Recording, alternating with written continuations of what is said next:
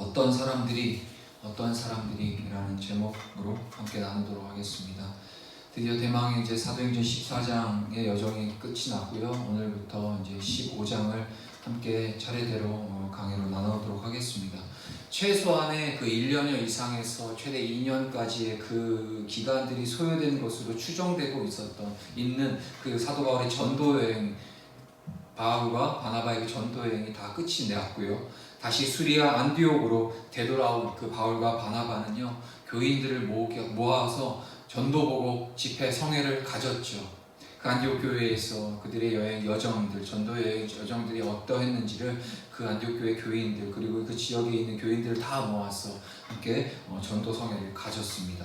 바울과 바나바는 안디옥의 교인들에게 하나님께서 그 전도여행, 자신들이 경험했었던 전도여행 중에 그들과 함께 행하셨던 그 모든 일과 또한 이방인들에게도 그 믿음의 문을 하나님께서 여신 것을 그들에게 상세하게 보고했죠. 다 그 보고가 끝난 뒤 바울과 바나바는 곧장 바로 수리아 안디옥을 떠난 것이 아니었어요. 그 안디옥에서 그곳에 있었던 그 교인들과 함께 오랫동안 지냈다라고 우리 지난 시간 그 14장 마지막 절을 통해서 우리는 볼 수 있었습니다.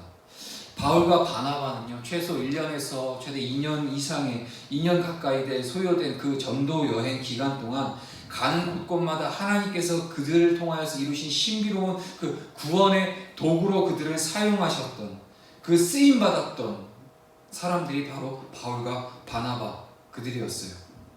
특히 바울은 어땠나요? 그 구브로 섬의 바보에서 그의 그 말 한마디로 인하여서 그 거짓 선지자였었던 마술사 바예수의 눈을 멀게도 했었고요.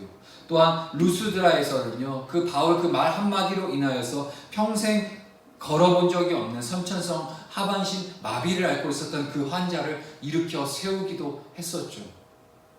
그 놀라운 하나님의 은혜와 정말 신묘막측한 하나님의 기사와 이적이 바울의 손을 빌어서 또한 바울의 입술을 통하여서 하나님께서 곳곳마다 선포하시고 나타내신 기적들을 그들은 삶 가운데 체험하고 누리고 정말로 그것을 DNA로 다 흡수하는 그러한 놀라운 경험들을 했던 사람들이 바로 바울 그리고 그의 일행인 바나바였습니다.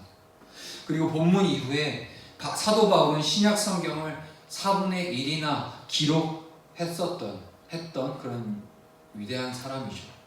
그를 가리켜 우리는 신약시대의 가장 위대한 사도라고 칭하기도 합니다. 그거에 대해서 조금 더 과장된 얘기가 아니죠. 그만큼 사도 바울이라는 존재는 하나님께서 귀하게 사용하셨던 성경 66권 그 중에서 신약 4분의 1을 그 한 사람이 다 기록할 만큼 하나님의 놀라운 도구로서 사용되었었던 사람이 바로 사도 바울입니다. 그렇다면 그 위대한 그 사도 바울이 그가 쓰는 글마다 성경이 된 그 위대한 영성가였었던 이 바울과 함께 오래도록 그와 함께 지냈다라고 기록되어 있는 그 안디옥 교인들이 바울로 인해서 얼마나 복되고 행복한 그 영적인 하나님과의 그 누릴 수 있는 그 시간을 얼마나 누렸을지 우리는 충분히 짐작할 수 있겠죠. 그런데요, 모든 교인들이 다 그 하나님의 은혜를 만끽하면서 그 안디옥 교회에 그에서 보냈었던 것은 아닌 것 같아요. 어느 날 느닷없이 그 안디옥 교회에 평지 풍파가 일고 말죠. 오늘 본문 1절이 얘기를 하는 겁니다. 제가 읽을게요. 어떤 사람들이 유대로부터 내려와서 형제들을 가르치되 너희가 모세의 법대로 할례를 받지 아니하면 능히 구원을 받지 못하리라 하니. 이 평지 풍파와 같은 이 일이 안디옥 교회에 벌어졌는데요. 그렇게 사도 바울, 그 위대한 하나님의 사도 바울과 오랜 시간 동안 함께 동거동락하며 하나님의 말씀과 은혜를 누리며 살아갔다라고 우리는 충분히 예측할 수 있었던 그 안디옥 교회 교인들, 그리고 그 평강이 임해야만 마땅한 그 안디옥 교회 안에 그 평지 풍파가 일어나고 만 거죠. 그 사건이 어떤 거죠? 바로 이 본문 1절에서 얘기해주고 있는 겁니다. 문제의 발단은 그 유대에서 온 바로 오늘 제목이 되죠. 어떤 사람들에게 있었어요. 그들이 안디옥 교인들에게 모세의 관습을 쫓아 할례를 받지 않으면 너희들은 능히 구원을 받지 못하리라 라고 그 안디옥 교인들에게 가르쳤기 때문이죠. 한글 성경에는요, 여기 이제 구원을 받지 못하리라 라고 표현된 이 방식이 미래형으로 번역되어 있어요. 그런데요, 오늘 이 본문 헬라어 원문에는요, 미래형이 아니라 직설적 현재형으로 기록되어 있어요. 이건 뭘 얘기를 하냐? 할례를 받지 않으면 절대 구원받을 수 없다고 단정한 것이라는 얘기예요. 이들은요, 끊임없이 안디옥 교인들에게 너희들이 모세의 율법에 따라서 할례를 받지 않으면 너희 구원받을 수 없어 라고 그들에게 단지 미래형으로 나중에 할례 받아라는 차원이 아니라 너희는 할례 받지 않았기 때문에 너희는 구원이 없어라고 단정을 해버렸다는 거예요. 안디옥 교회가 어떤 교회였나요? 이 질문에 대한 해답은요, 이 안디옥 교회가 어떤 교회였는지에 대한 해답은요, 이전의 과거 사도행전 11장 19에서 21절이 제시해주고 있어요. 제가 한번 이 안디옥 교회가 어떻게 소개되고 있는지 한번 사도행전 11장 19절에서 21절 한번 읽어볼게요. 그때 스데반의 일로 일어난 환란으로 말미암아 흩어진 자들이 베니게와 구브로와 안디옥까지 이르러 유대인에게만 말씀을 전하는데, 그 중에 구브로와 구레네 몇 사람이 안디옥에 이르러 헬라인에게도 말하여 주 예수를 전파하니 주의 손이 그들과 함께 하심에 수많은 사람들이 믿고 주께 돌아오더라. 아멘. 스데반의 순교 사건으로 인해서요, 촉발되었었던 그 유대교의 대그리스도인들의 박해, 그 박해를 피해서 수많은 그리스도인들이 예루살렘을 떠나서요, 사방으로 흩어지게 되죠. 곧 디아스포라가 이제 생기게 되는 거죠. 흩어진 그 그리스도인들은 자신들이 새롭게 정착한 곳에서요, 유대인들에게만 복음을 전했어요. 그런데요, 구브로와 구레네에서 안디옥에 이른 그리스도인 몇 명이 그곳에 있는 헬라인들, 즉 이방인들에게도 복음을 전했고요. 그때 복음을 영접한 이방인들에 의해서 안디옥 교회가 태동되게 되어진 겁니다. 안디옥 교회는 2000년 기독교 역사상 이방인들에 의해서 이방인들을 위해 태동된 최초의 교회가 바로 안디옥 교회였어요. 곧 최초의 이방인 교회가 안디옥 교회였어요. 이 안디옥 교회가 이방 세계인 지중해 세계에 복음을 전하기 위해서 바울과 바나바를 파송한 이유가 바로 거기에 있었던 거예요. 전도 여행에서 돌아온 바울과 바나바가 이 안디옥 교회 교인들에게 자신들의 전도 보고를 하면서 하나님께서 이방인들에게도 믿음의 문을 여신 것을 그들에게 피차 강조한 까닭이 바로 여기에 있는 거예요. 왜냐? 안디옥 교회가 이방인들이 세워진 교회였기 때문에. 이방인들이 자신들과 전혀 다른 유대인들로부터 복음을 받아들이고 그리스도인이 된 이유는 한 가지였어요.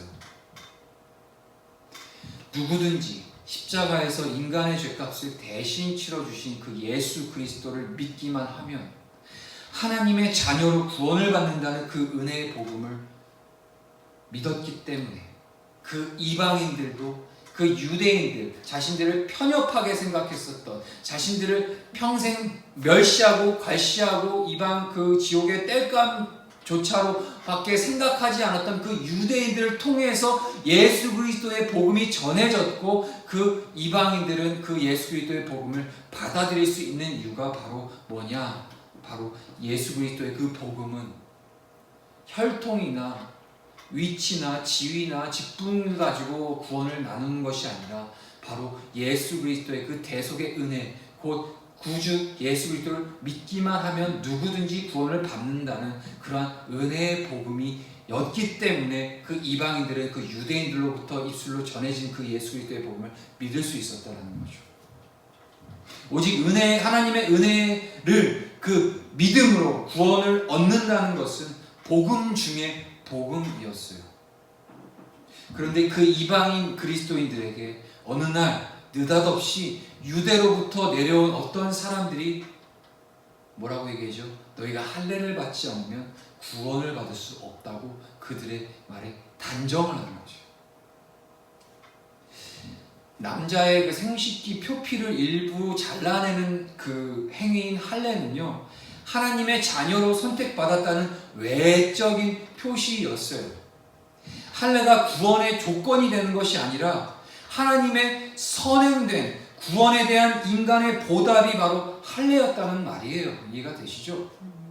그러나 시간이 지나면서 유대인들에게는요, 할례, 곧 그 할례라는 의식이 자기의 의가 되어버리고 마른 거예요. 하나님께서 구원해 주셨기에 하나님의 은혜에 감사하면서 하나님의 뜻대로 살겠다라는 의미로 이루어진 할례가 살짝 그 본질이 바뀌어 뒤틀려 버리면서 자신들이 먼저 할례를 받는 의를 행하였기 때문에 하나님께서 우리를 구원해 주신다는 자기 교만과 자기 착각에 빠져버리게 된 거예요. 오늘 이러한 착각 속에 빠져있는 많은 그리스도인들이 있습니다. 우리가 하나님 예수 그리스도 당신의 하나밖에 없는 아들을 우리의 대속함, 죄를 대속해 주시기 위해서 주신 그 은혜, 그 주님의 은혜가 부재하고 그 위에 그 주님의 은혜가 부재한 그 자리에 무엇이 대체하고 있냐? 바로 나의 공로가 대체하고 있다는 거예요. 이것을 신앙이라고 표현하고 이것을 우리는 믿음이라고 표현하고 있지만 우리의 어떠한 공로도 우리를 구원하게 만드는 의의가 없어요. 우리는 어떠한 의의가 없다는 거예요. 하나님 앞에 조금의 의의도 없습니다. 전적인 하나님의 은혜, 절대 은혜. 하지만 우리는 그것을 망각하고 우리의 나의 나됨과 내가 이 믿는 믿음의 생활과 이 믿음의 형태를 가지고 하나님 앞에 나아갈 어떤 자격을 얻은 자라고 착각하거나 스스로를 그렇게 아니하고 판단하는 경우가 있어요. 이건 곧 자기 교만과 자기 착각에 빠져버린 거죠. 안디옥 교회의 평지풍파를 일으켰었던 이 어떤 사람들, 그들도 그와 같은 그릇된 율법주의에 빠져있던 유대인들이었어요. 그들은 그릇된 이론을, 자신들이 갖고 있는 그 그릇된 이론을 신봉하는 공허한 이론가들일 뿐이었어요. 이방인을 사랑하여 이방의 복음을 전하는 현장에는 그들은 단 한 번도 서보려고 한 적이 없었던 그런 공허한 이론가들이었을 뿐이라는 거예요. 본문이 그들을 가리켜 유대로부터 내려왔다고 증언한 것은 무엇을 얘기하냐? 곧 예루살렘에서 그들이 왔다라는 것을 의미해주고 있어요. 자, 봅시다. 지방에서 신앙생활하는 당시 그 이방 안디옥 교회, 그 교인들에게는 그 유대인들이 당시에 그 성지였었던 예루살렘, 곧 신앙의 중심지인 예루살렘에서 왔다는 것 하나만으로도 그들에 대하여서 함부로 그들의 의견에 대꾸할 수 없는, 대항할 수 없는 상황이었어요. 정통성이라는 게 있을 거 아닙니까? 오늘날도 많잖아요. 어디 내노라 하고 유명한 신학교 나왔고 멋지고 뭐 화려하고 그리고 이 세상이 알아주고 누구든 알아주는 공신력이 있는 그런 위대한 학위를 갖고 있는 신학자와 아니면 또 위대한 뭐 목사님이라고 칭해지는 분들이 말씀 한마디면 다 그 안에 공신력이 담기잖아요. 그것처럼 이 안디옥 교회 교인들이 그 예루살렘에서부터 온 어떤 사람들, 즉 유대인들이죠. 그들의 입술을 통해 선포되어지는 얘기가 너희들 할례 받지 않으면 구원 없어 라는 말에 대해서 그 안디옥 교인들 마음으로 뭔가 내가 이제까지 바울 사도를 통해서 들었던 복음과는 약간 다른 것 같은데 막 대꾸를 못 하겠는 거예요. 왜냐? 그들은 예루살렘, 곧 하나님의 성지인 예루살렘에서 온 사람들이거든요. 스펙이 내노라는 사람이거든요. 신학적으로 뭐 이렇게 대결을 한다든가 어떻게 논지를 가지고 함께 대항을 할 수 있는 사람이 아니었거든요. 사람들이 아니었거든요. 그리고 뼛속까지 정통 유대인이었고 하나님의 선택받은 민족이었기 때문에 이방인인 우리가 감히 그들의 말하는 그 선포 앞에 우리가 어떻게 할 수 없는 사람들이었거든요. 그들을 함부로 대할 수가 없었어요. 그 유대인들이 안디옥 교인들에게 할례 받지 않으면 구원이 없다고 단정했다는 것은 이방인인 너희들은 할례를 받지 않았으므로 아무리 너희들 교회 열심히 다녀도 너희들은 절대로 구원받은 그리스도인일 수 없다라는 의미와 같다라는 거예요. 그러니 조용하던 안디옥 교회의 소용돌이가 일지 않을 수 없겠죠. 할례받지 않았다는 이유로 이방인이 구원받을 수 없다면 바울과 바나바가 지중해 세계를 누비고 다니면서 이방인들에게 복음을 전한 것도 어쩌면 모두 다 허사일 수밖에 없는 노릇이겠죠. 본문 2절을 읽어볼게요. 바울 및 바나바와 그들 사이에 적지 아니한 다툼과 변론이 일어난지라.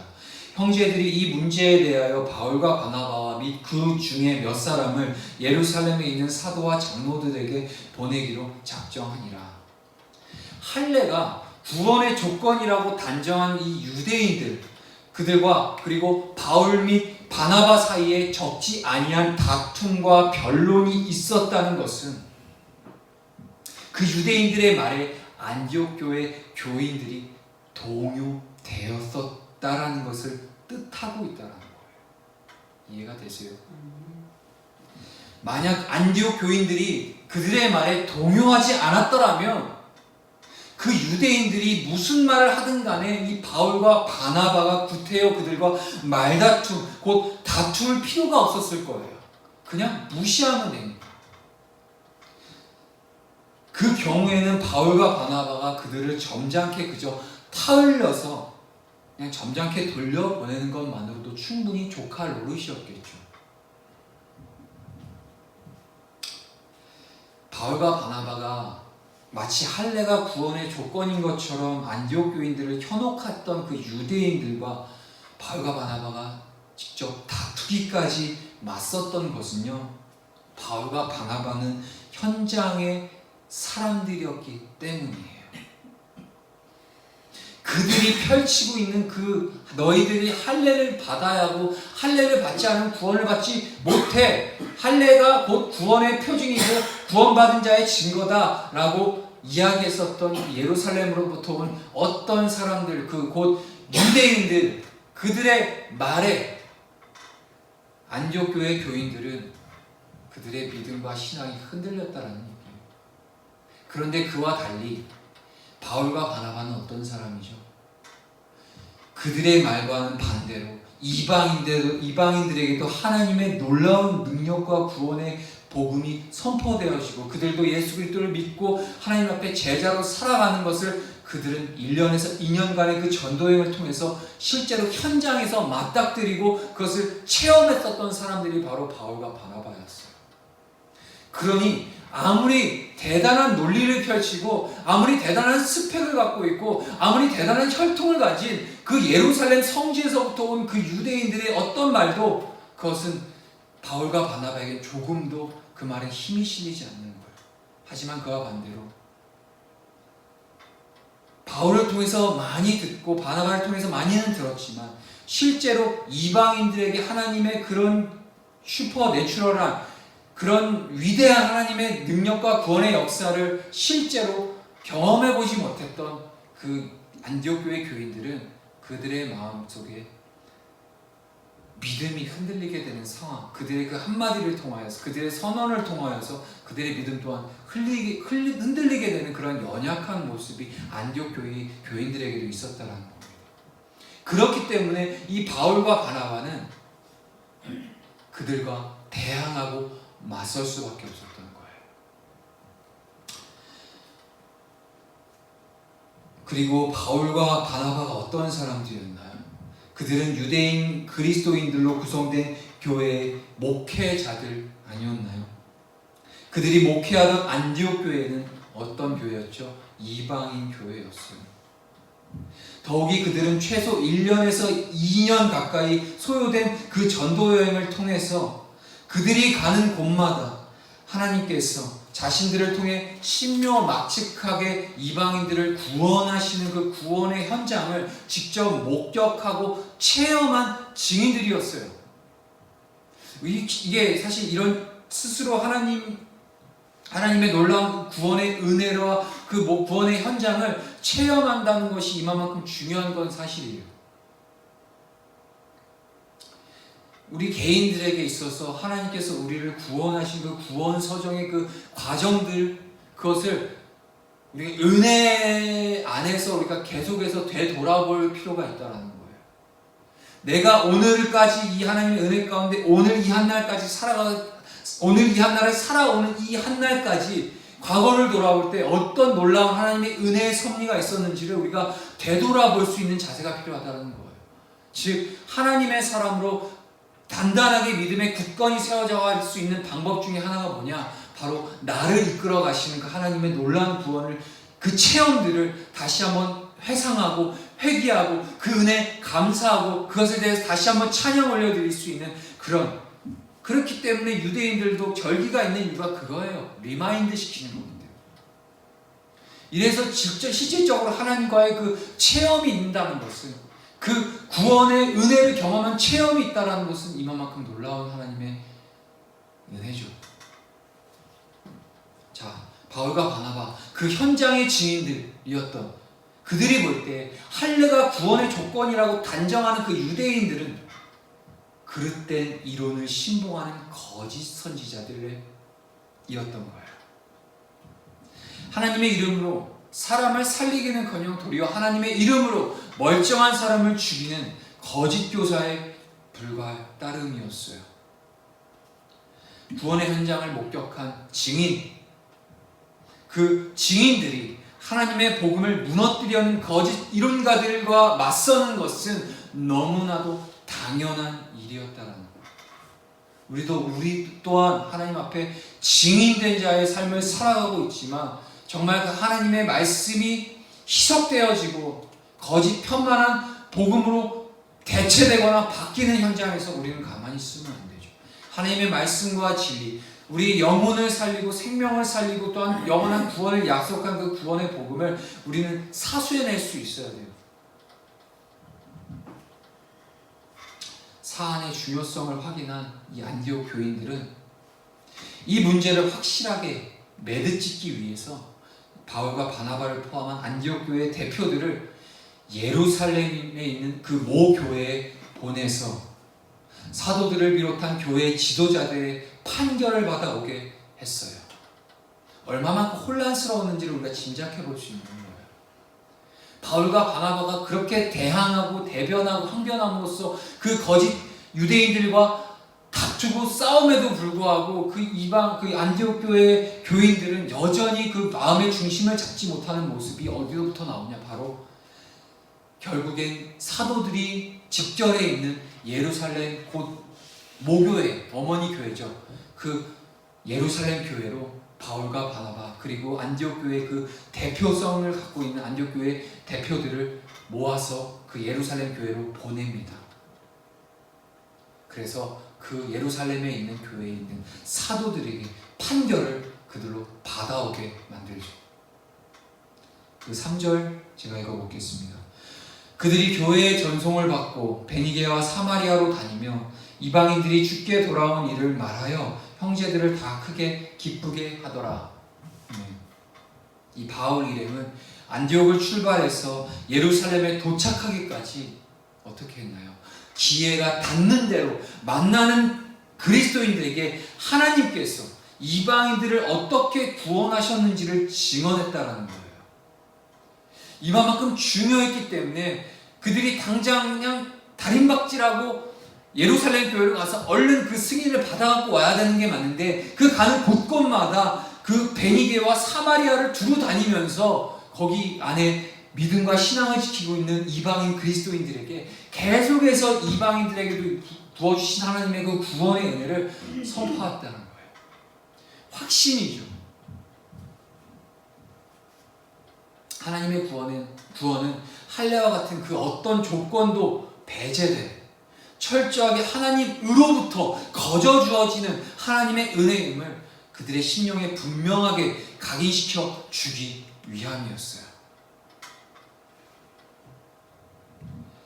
이게 하나님의 전적인 은혜다. 하나님으로부터 나왔고 하나님의 절대적인 하나님의 공로, 완전한 하나님의 공로다. 구원은 라고 우리가 당연히 얘기하고 이렇게 쉽게 얘기하고 있지만 이것을 이렇게 수용하는 것이 쉬운 일은 아니에요. 분명히 우리도 각인되어야 돼요. 왜 하나님의 전적인 은혜만이 우리를 구원하게 만든다는 것이 우리 안에 철저하게 우리 심령 가운데 새겨져야 되는 이유가, 하나님의 전적인 절대 주권과 그 은혜를 분명하게 깨닫게 된다면 우리의 믿음이 흔들릴 리가 없어요. 왜냐? 반대로 얘기하면 우리에게 아무런 공로가 없는 자라는, 연약하고 지극히 답이 않는 존재라는 것을 우리가 반증되어지는 거거든요. 인간이 얼마나 나약한 존재라는 것이 하나님의 은혜가 크면 클수록 더 나의 나약함이 더 드러나게 되어 있어요. 정말 정상적인 신앙이라면 그런 은혜를 아는 사람들에겐 훨씬 더 하나님 앞에 더욱더 경건함으로 나아갈 수 없는 자세가 생기기 때문이에요. 이해가 되세요? 우리가 말씀을 지키고 성경에 있는 그런 율법을 지키고 말씀을 지키고 있는 이 모든 것들이 너무나도 감사함으로 이거 지켜야 됨이 마땅하지만 절대 우리의 의로 할 수 있는 것이 아니잖아요. 그만큼 우리는 정말 나약한 존재라는 것을 알면 알수록 하나님 앞에 더욱더 무릎 꿇게 돼요. 더욱더 나의 연약함을 다 드러내게 돼요. 저는 아무것도 할 수 없습니다. 그러면서 납작 엎드려 주님 앞에 철저하게 순복하고 굴복하게 된다는 거예요. 그때 하나님께서 우리를 사용하고 일하시는 거예요. 본문 4절에서 5절 제가 읽을게요. 예루살렘에 이르러 교회와 사도와 장로들에게 영접을 받고 하나님이 자기들과 함께 계셔 행하신 모든 일을 말하며, 바리새파 중에 어떤 믿는 사람들이 일어나 말하되 이방인에게 할례를 행하고 모세의 율법을 지키라 명하는 것이 마땅하다 하니라. 예루살렘에 도착한 이 바울 일행은 사도들을 포함한 예루살렘 모교회 지도자들에게 하나님께서 자신들을 통해 어떻게 이방인들을 구원하셨는지에 대해서, 그리고 자신들이 왜 예루살렘 모교회를 찾아왔는지에 대해 상세하게 밝혀요. 그러나 예루살렘 이 모교회에도 여전히 할례를 구원의 조건이냐 주장하는 유대인들이 있었다는 거예요. 그들은 유대교 바리새파에서 기독교로 개종한 유대인들이긴 했지만 아직 이방인을 사랑하는 현장의 사람들이 되지 못한 채 여전히 그 그릇된 유대주의 이론만을 신봉하는 사람들이었어요. 한 번도 예수 그리스도 그 사랑 가운데 사로잡혀서 내 이웃을 사랑한 적 없었던 사람들이고요. 저 이방인들 역시도 저들의 구원에 하나님의 그 아들의 대가로 치료를 받은 저 동일한 하나님의 자녀라는 것을 그들은 인정하지 않았다는 거예요. 즉 현장에서 자신들이 그냥 끼리끼리 3, 4, 5 모여서 유대인들 우리끼리만 으쌰으쌰 하자. 그러니까 또 다른 형태로 유대교에서 그리스도교로 그냥 또 다른 형태로 그냥 이게 이름만 대체된 것 뿐이에요. 그러니까 믿는 대상이 하나님이 아니라 이제는 하나님의 아들 예수도 믿지만 결국 이 믿음 자체도 이 믿음이 갖고 있는 본질은 뭐냐? 유대인들에게만 구원을 주신다라고 아주 잘못된 그릇된 이론만 이렇게 신봉했었던 사람들이라는 거예요. 즉 뭘 얘기를 하냐? 바울과 바나바와처럼 현장에서 하나님의 사랑이 만민에게도 하나님의 그 구원의 섭리가 선포되고 구원 섭리가 이루어지고 하나님의 은혜가 전해진다는 것을 현장에서 조금 더 경험해 본 적이 없는 이론가들일 뿐이라는 거예요. 이제 앞으로 계속 살펴보겠지만, 그래서 예루살렘 모교회에서 기독교 최초로 지도자 회의가 열리게 되죠. 예루살렘 회의라고 우리는 얘기를 하죠. 그 회의를 역사적으로 제1회 예루살렘 공의회라고 부릅니다. 이 회의의 주제는 이방인 그리스도인에 대한 할례 여부가 바로 이 회의의 주제였어요. 다시 말해 할례가 구원의 절대적인 조건이 되느냐 되지 않느냐라는 것을 논의하는 회의가 바로 제1회 예루살렘 공의회였어요. 그 회의의 석상에서 바울과 바나바만 이방인에 대한 할례를 반대한 것이 아니었어요. 바로 사도 베드로도 이방인에 대한 할례를 반대하면서 바울을 적극적으로 지지하였습니다. 나아가 이 베드로는 인간의 그 어떤 공로나 의가 아니라 오직 하나님의 은혜로만 구원을 얻음을 강력하게 역설해주고 있어요. 베드로가 그렇게 한 것은 베드로 역시도 현장에서의 사람이었기 때문이에요. 기억하시나요? 베드로도 그 성령님의 인도하심 속에서 당시 그 10장에서 가이사랴의 백부장인 이방인 고넬료를 찾아가 하나님께서 하찮은 자신을 통해서 이방인 고넬료와 그 고넬료 집안에 있는 모든 일행들을 어떻게 구원하신지를 그는 직접 보고 체험했던 현장의 증인이었기 때문에 이 사도 바울의 그 증언에 동조하며 함께 힘을 실어줄 수 있었던 그가 바로 베드로였죠. 결국 기독교 역사상 최초로 열린 제1회 예루살렘 공의회는요, 할례는 구원의 조건이 아니며 이방인 그리스도인에게 할례를 요구하는 것은 복음에 위배된다는 판결이 내려지게 돼요. 제1회 예루살렘 공의회에서 현장의 증인들이 공허한 당시의 이론가들을 제압해냈다는 거예요. 그것은 기독교는 공허한 이론의 종교가 아니라 현장의 종교라는 사실을 분명하게 가르쳐주고 있는 대사건입니다. 이해가 되세요? 우리가 믿는 복음, 굳이 종교라고 나눈다면 우리가 믿는 이 기독교는 이론을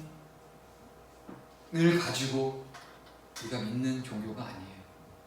우리는 현장에서 살아내는 복음이 바로 우리가 갖고 있는 복음이라는 거예요.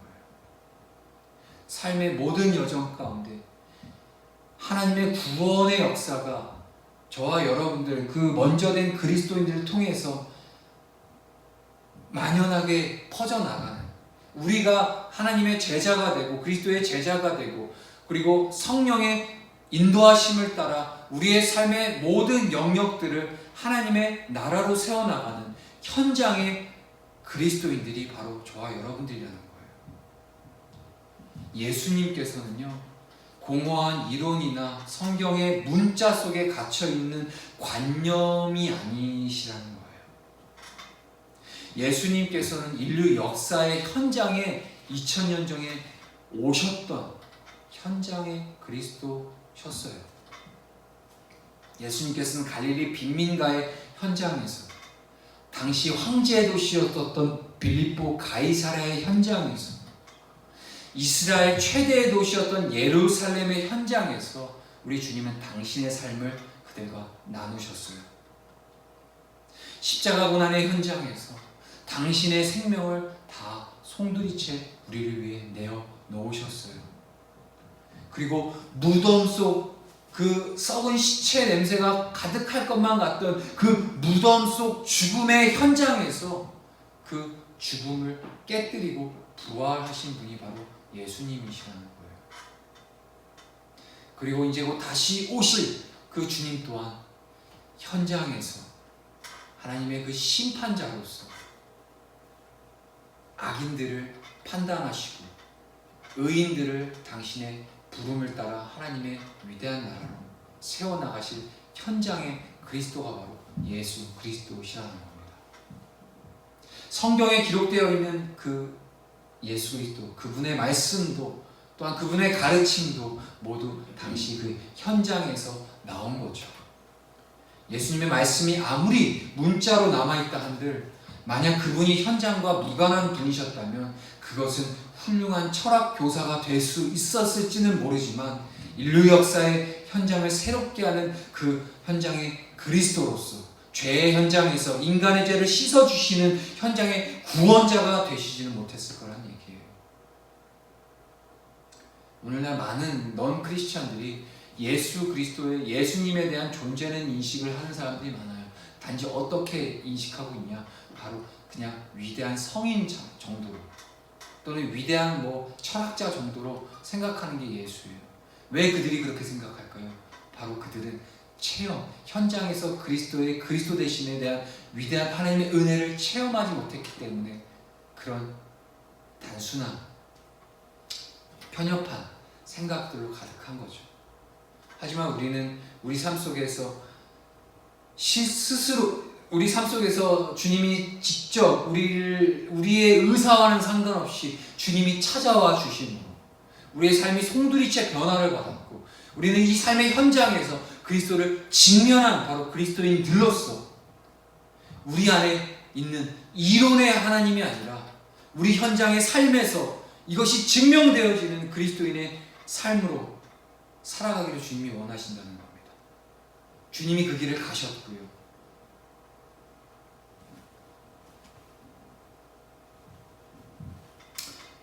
주님께서는 공허한 이론이나 성경의 문자 속에 갇혀 그저 관념으로만 계시는 분이 아니시고 우리의 삶의 현장에서 언제나 당신의 사랑과 하나님의 놀라운 그 생명으로 역사하시는 그리스도시라는 사실을 우리가 분명하게 기억했으면 좋겠습니다.